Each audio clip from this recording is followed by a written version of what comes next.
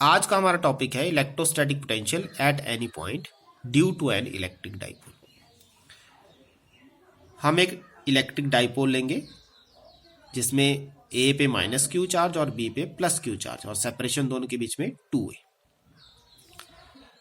अब एक पॉइंट सी लेंगे जो इलेक्ट्रिक डाइपोल के साथ एंगल थीटा बनाएगा। ये आपका जो एंगल थीटा है बहुत छोटा होना चाहिए, जितना छोटा आप ले सकते हो, ठीक है। अब माइनस क्यू चार्ज की वजह से सी पे इलेक्ट्रोस्टैटिक पोटेंशियल कितना होगा? तो सेपरेशन R1 है तो ये आ जाएगा 1/4πε0 minus q bye R1, distance उसके बीच में, ठीक है। फिर हम क्या करेंगे, AC के बराबर CO को बनाने की कोशिश करेंगे।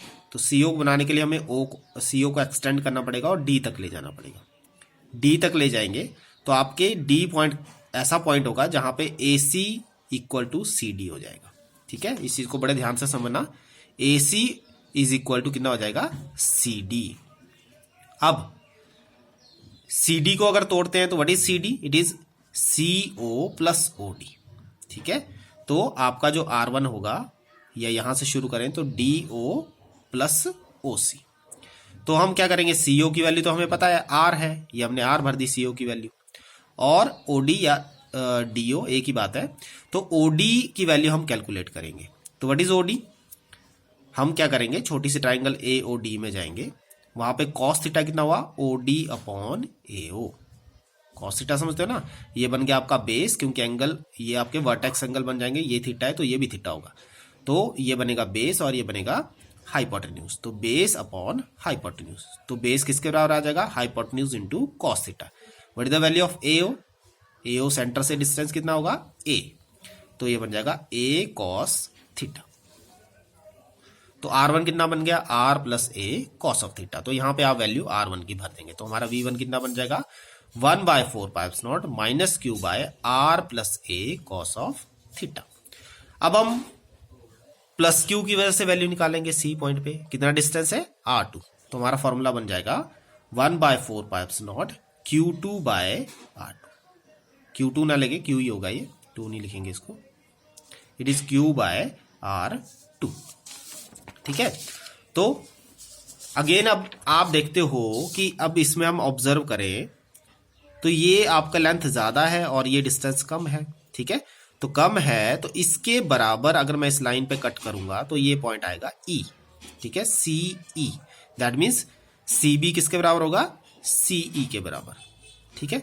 तो अगर हम इसको कैलकुलेट करने की कोशिश करें, फिर से अगर हम इसको कैलकुलेट करें ट्राइंगल लेके, तो ये OE आपका बन जाएगा A कॉस ऑफ थीटा। जैसे यहां पे बना था ना A कॉस थीटा, वैसे ये भी A कॉस थीटा होगा। तो आप ध्यान से देखो, what will be CB? CB कितना होगा? It will be R minus A cos theta, ठीक है।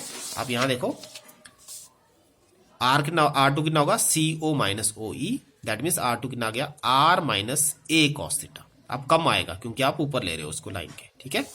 तो V2 कितना आ गया? 1/4πε0 Q upon R minus A cos theta, ठीक है।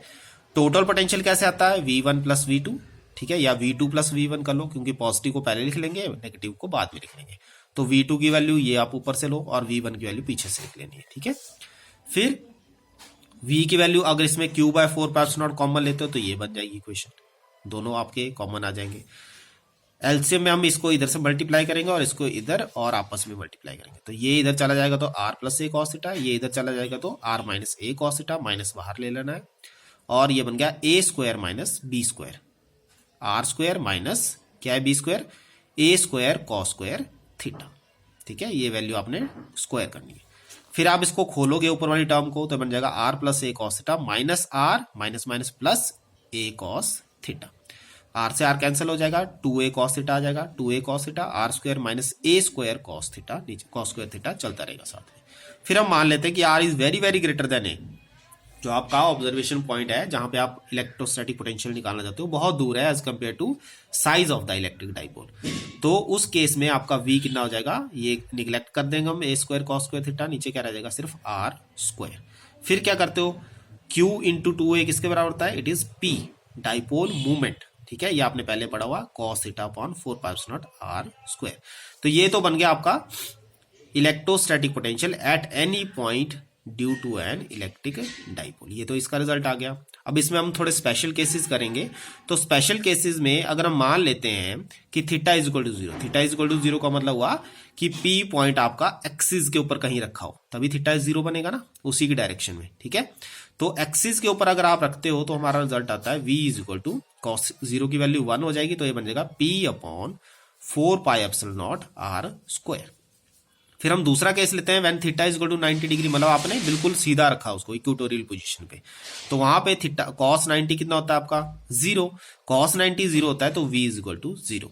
तो on equatorial position the electrostatic potential due to an electric dipole is always zero.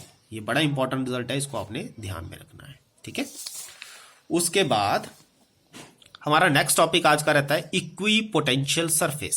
अगर आप इसके नाम से ही जज कर लेते हो, इक्वी मतलब बराबर, तो ऐसा सरफेस जहां पे इलेक्ट्रोस्टैटिक पोटेंशियल आपका कैसा रहेगा, सेम रहेगा। उस पूरे सरफेस पे v की वैल्यू आपकी सेम रहेगी, पोटेंशियल की वैल्यू। ठीक है, तो इसके कुछ स्पेशल केसेस हैं। जैसे मैं आपको पहला केस बताता हूं कि जो इक्वी पोटेंशियल सरफेस होते हैं उनके ऊपर अगर आप कोई टेस्ट चार्ज घुमाते हो, कहीं भी किसी भी पॉइंट पे घुमाते रहते हो, इधर से इधर ले जाओ, जहां मर्जी ले जाओ, तो उस केस में जो वर्क डन होता है वो ऑलवेज आपका जीरो के बराबर होता है, मतलब आप कोई काम नहीं करते उसको घुमाने के लिए। ठीक है, तो हम एग्जांपल के लिए मान लेते हैं कि आपने ए पॉइंट से बी पॉइंट पे कोई टेस्ट चार्ज मूव किया।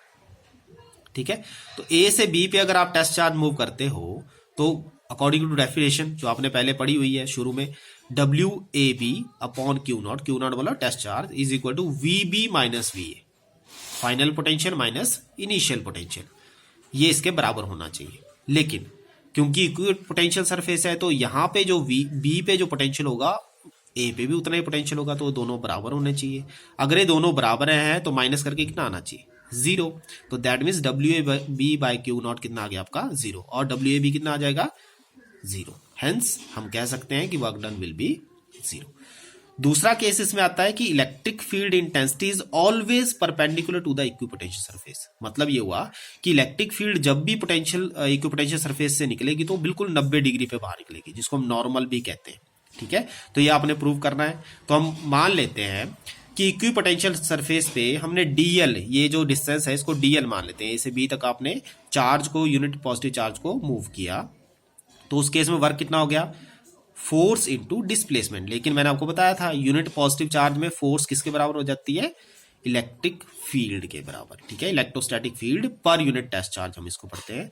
तो फोर्स की जगह लिखेंगे ई और डीएल, तो ई डीएल डॉट प्रोडक्ट है तो कॉस थीटा।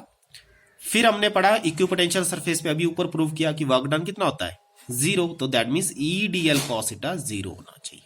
ठीक है, अब ना तो इलेक्ट्रिक फील्ड जीरो है ना ही डिस्टेंस जीरो है, तो दैट मीन्स कॉस थीटा ही आपका जीरो होना चाहिए। कॉस थीटा अगर जीरो हुआ तो थीटा कितना होना चाहिए, 90 डिग्री, क्योंकि 90 डिग्री पे ही आपकी कॉस की वैल्यू जीरो होती है। तो दैट मीन्स अगर थीटा 90 डिग्री है तो ई और डीएल के बीच में एंगल कितना बना, 90 degree. This means electric field intensity is always perpendicular to the equipotential surface.